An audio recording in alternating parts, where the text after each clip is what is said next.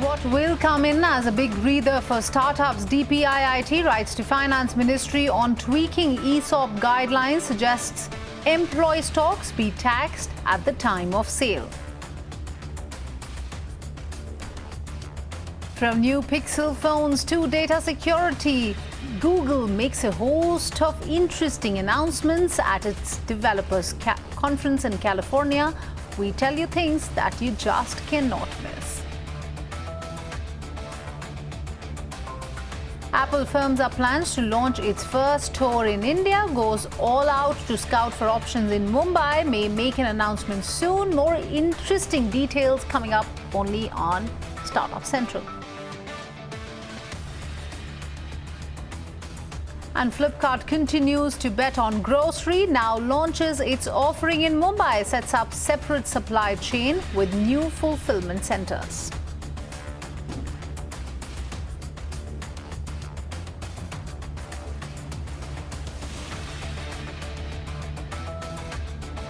Good evening and welcome. You're watching Startup Central on ET Now, the first and only daily show in India dedicated to startups and entrepreneurship. I'm Ruchi Bhatia. Got a power-packed show lined up for you over the next 20 minutes. So let's get started. DPIIT, remember today, has written to Finance Ministry on tweaking ESOP guidelines. At present, ESOPs are taxed as income when employees exercise their options and convert them into shares.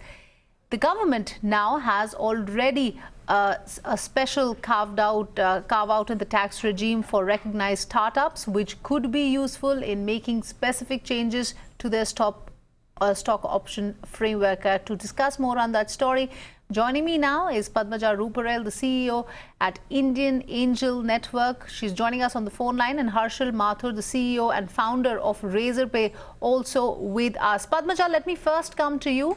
Let's be clear, at this point of time, the entire proposal is in discussion phase. DPIIT has written to Finance Ministry, but this is going to be massive considering ESOPs have become a very, very popular option among startups now. That's true. It is ESOPs is the currency for startups to bring on key and talent, because typically startups don't have the cash to pay high salaries or even market salaries.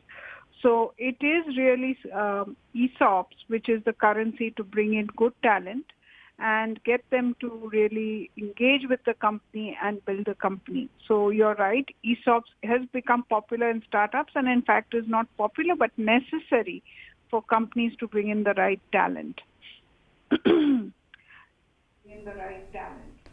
Harshal, let me get to you. Padmaja is saying that this has become a very popular option. It helps in getting talent as well. But as an entrepreneur, how are you looking at this development?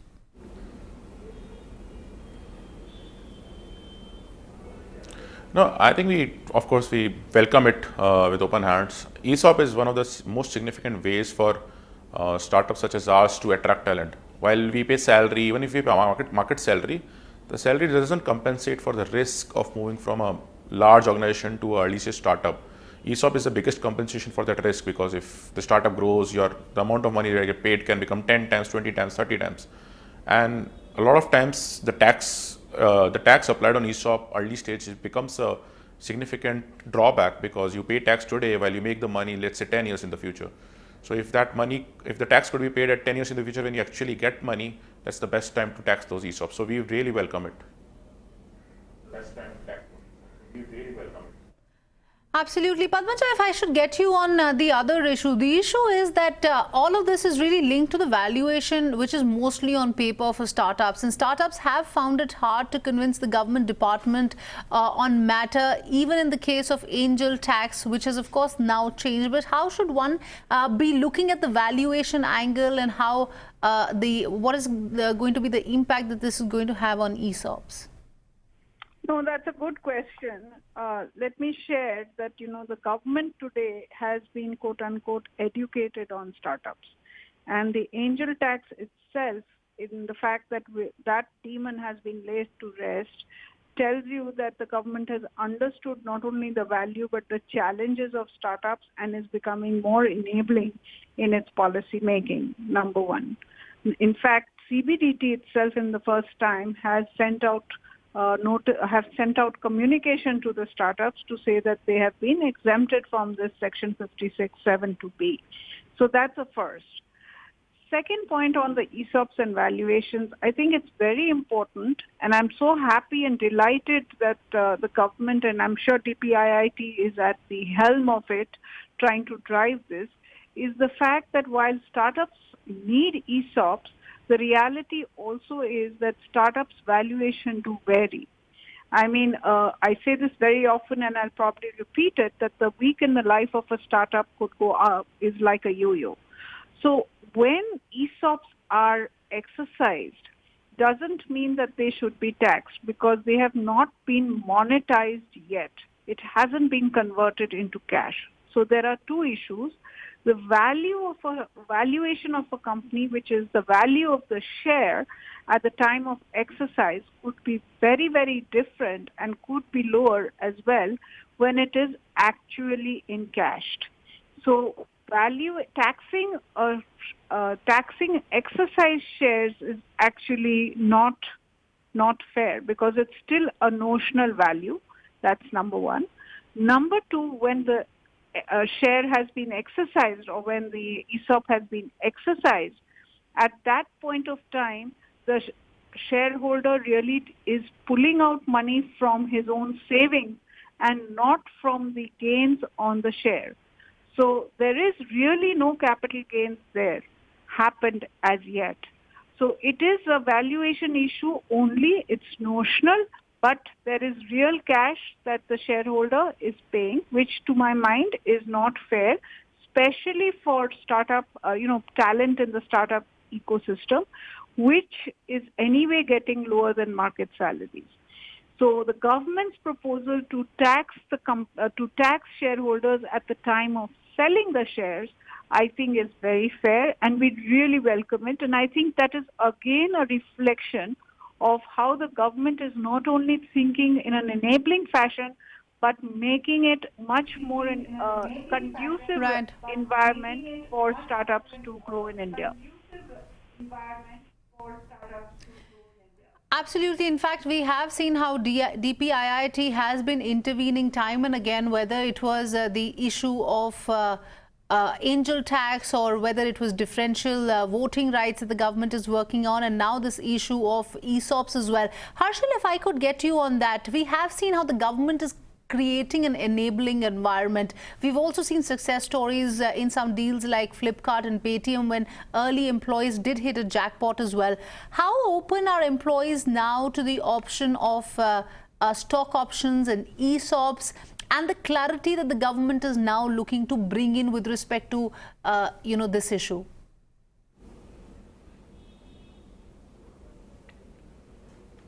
No, definitely, this is a positive change, which shows that the government is recognizing ESOP, and it helps increase employees' faith towards ESOPs as well.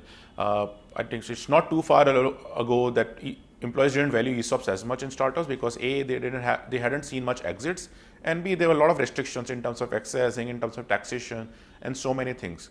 So the exit part has got solved with cases like Flipkart and so many others, mid and small exits that have happened.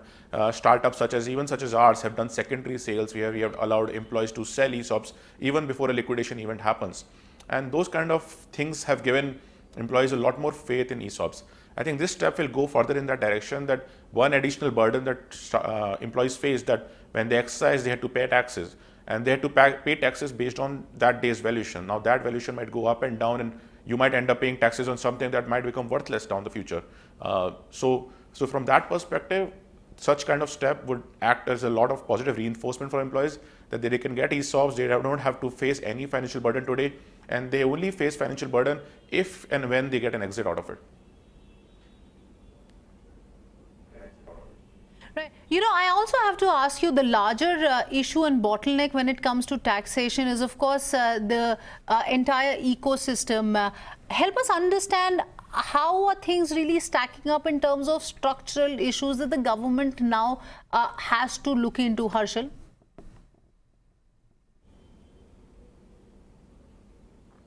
So I think the angel tax issue has pretty much been solved out with a lot of changes that happened, with a lot of protests and concerns being raised from various members of the industry, I think government got really on top of it. Along with that, there are a lot of I think before the DIPP and changes coming in because of the startup policy, there are a lot of taxation issues that startups used to face. I think there has been a lot of steps in that direction. Is it 100% solved yet? I would not say that. There's still, I still hear cases of companies getting and startups getting harassed by tax authorities around their valuation, around the salaries, around their TDS, and so many different things. But with DIPP registrations, a lot of them have been put to rest. The only challenge is that there's still the DIPP criteria for a startup is still very limited. A lot of companies are not able to qualify for that criteria if they are more than a certain years old, or if they are doing turnover more than a certain amount or less than a certain amount. So those are still some challenges, but overall things have improved for quite a lot in the last couple of years. Right, things have improved quite a bit. That's a word coming in from Harshal. But Padmaja, what's your own sense? You know, the larger issue around taxation is still there. We have seen how startups are being domiciled outside India, tax havens like Singapore especially. So the structural issues, of course, need to be addressed. What do you think should be the priorities of the new government once they come to power? Yeah, that's a good question. I think a lot of the some of the burning issues, as Harshal mentioned, seem to get resolved. But I do believe that there are very many issues that we need to still do. I mean, some of these regulatory issues, like we have this new tax declaration, that a company is active. It has to be declared. These are things which startups are finding difficult to actually comply to. Because most startups, especially when they're 2 or 3 people, they're starting from a co-working space or an incubator or an accelerator. They have a company incorporated, but they don't really have a quote-unquote office. So where do they go and declare themselves or put up a notice that they are active, or that's here is where we have our office? So these are things that we will have to relook and think through how it becomes more conducive, but much more easier for a company to get going. Second thing I think which is also a larger issue is how do we bring investment into startups? I mean, startups can breed and we can have them mushrooming, but ultimately they do need money. So how do we make it easier for angels to come in and new investors to come in? One of the things that the angel tax has done, it has sort of eased things off by putting in this 25 crores of money which can come from anywhere. And it has opened up corporate money and other money for startups.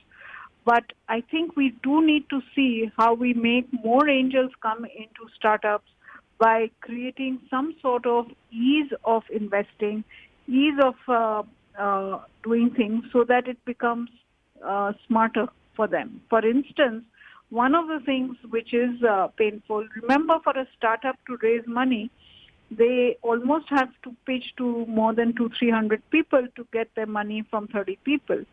So how do we resolve the Section 42 issue of the companies law? So those are things that we now need to work together to ease and make it much more faster for companies not only to grow, but to mushroom, but to be able to grow and raise money. Right. On that note, Padmaja and Harshal, many thanks for speaking to us, making sense of all those developments. It's a big shot in the arm for startups. Finally, it seems like there's going to be a lot of clarity on the ESOP issue. DPIIT has written to Finance Ministry saying that at the time of sale, ESOPs can be taxed. All right, let's shift focus, move on. Tech giant Apple plans to launch its first store in India. It has finalized and shortlisted locations for its first retail store in Mumbai. The company plans to make a final decision in the next few months. Let me take it across to my colleague Rahul Dayamo, who's joining in with more details. Rahul, Apple has really had a bumpy ride in India so far. How did it tide over the issue finally to launch a store here? Well, remember, Apple has been struggling here in India, especially not only about the fact that the shipments have been dwindling, the response, the competition from Chinese players. Also, they have been engaged with the government for a long time now to ensure they can set up stores on their own, to which the government says they have to comply with the local sourcing norms. While Wistron really assembles some of the earlier models of the iPhones here, Foxconn is going to be increasingly also be investing in the facility that's coming up in Chennai, so to say. So all of this really boils down to this, that Apple is now firming up plans to launch its first store. Agencies reporting the fact that they have scouted for some prime locations in Mumbai. That's where the first store will come up, and so good news for all the Mumbaikars. This would really be in upscale areas like the ones in New York, large format stores that Apple really has. Remember, Tim Cook has been very optimistic about India in his earnings call. He said while it is a challenging market in the short term, they will do all they can to ensure they can reap the benefits as far as long term is concerned, because even recently they have slashed the prices for the iPhone recently in online sales to send a message that they want to accommodate a larger audience here. The import duty is something that really pinches them hard at 20%. They're negotiating with the government on this. So the delay is largely because of the fact that they have been upping their manufacturing efforts even while engaging with the government. So seems like in a few weeks they will have some announcement, and Apple really having the first. We'll have to wait and watch how much this will help it ensure that it does not recede as far as market share. It's a premium model, so not many buyers, but it is one of the most significant markets after China started really looking dull for them. So clearly Apple betting big on India there. All right, Apple betting big on India. Remember, this is of course coming in after Apple in their last call to investors did say how the Chinese market was indeed slowing down and they needed to focus on getting their energies to push their sales. And of course now they're opening a store in India. Moving on from affordable Pixel phones to new security updates to protect your data. A host of exciting announcements were made last night, in fact last evening, from Google's developers conference. To discuss more on that, Ashutosh Sharma, the VP and Director Research of Forrester, is joining us through a Skype connection. Ashutosh, good evening. Thanks for speaking to us. What's been your top pick from the announcements that have been made? A lot of interesting ones that we've seen this time around, and we have seen how they've been rooting for slightly cheaper variants of the Pixel phone. How do you think that this is going to perhaps be taken up by a lot of consumers? Right. So first of all, thanks for having me on this show, and specifically around Google. Google I/O is a pretty much awaited event when it comes to the developers and the way the Google fan followers essentially look at what's coming up in the new device.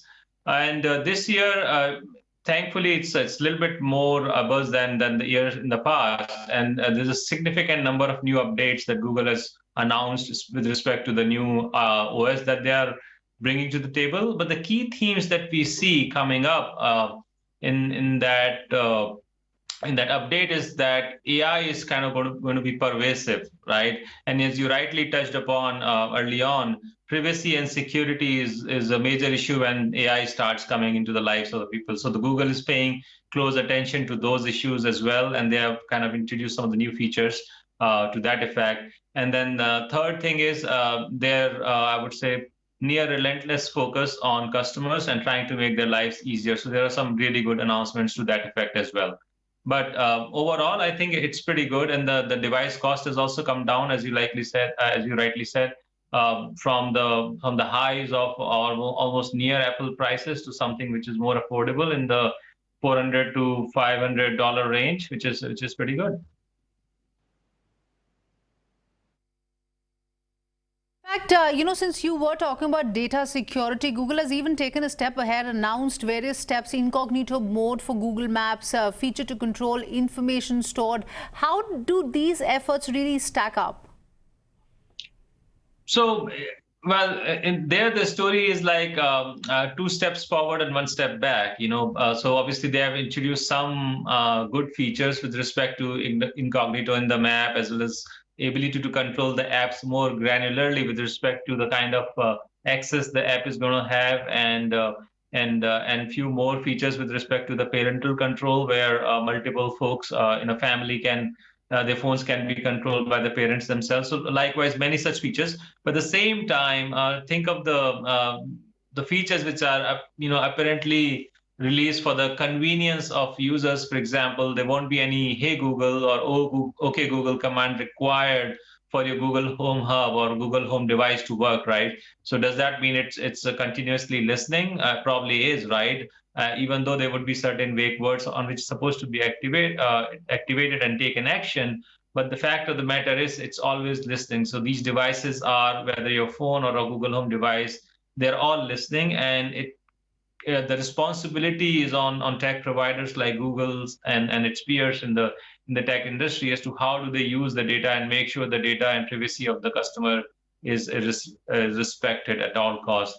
And at Forrester, we say that the companies which are going to be taking care of the privacy of the customer and going to give them utmost respect are likely to not only become more successful in kind of gaining the respect from just pure soft respect perspective, but it's going to be beneficial for their top line as well, because as more customers trust them, they're going to have higher revenue. So the Google has to kind of continue to respect that as well.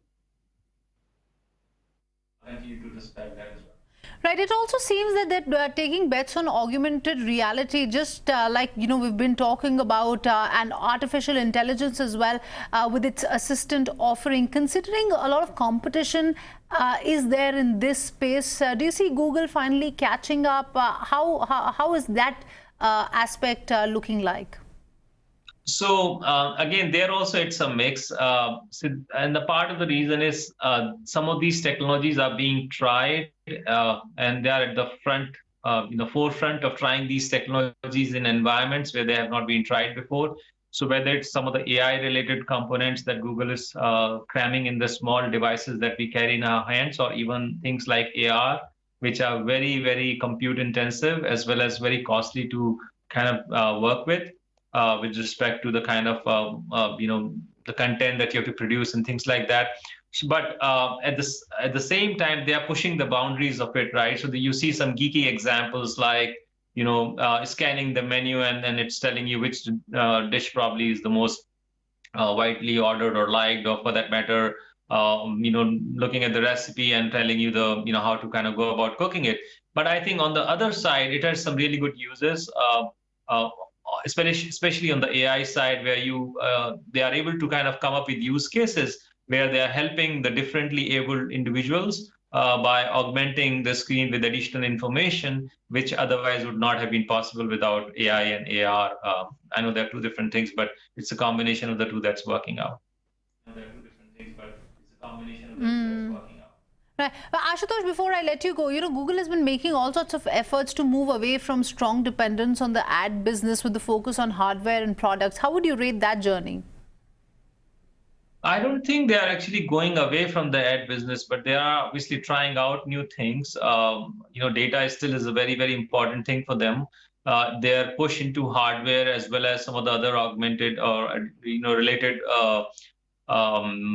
fields, whether it's home or wearables or whatever, at the end of the day is with the intent of their ability to understand the customer and the consumer behavior better, which ultimately feeds into their business of helping the enterprise to target them more effectively. So it's all related. I wouldn't say that they are moving away from their ad business as such, but there's a significant focus that we see because of various reasons. If you're aware of the Google's history, then they struggle with having the partners do the entire hardware for them, so they try to come up with the more standard hardware. But the fact is that the whole the home segment, which has kind of taken off with the advent of smart speakers and home assistant devices like Alexa or Echo Show and things like that. That's a market which is very, very nascent, and there are some interesting use cases that's going to emerge where you're going to kind of combine these devices and the access to the consumer with the supply of some other services, be it e-commerce or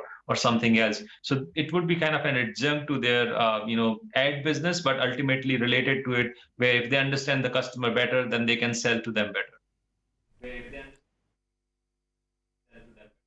All right, Ashutosh, many thanks for speaking to us. Always a pleasure to have you on the show, Startup Central.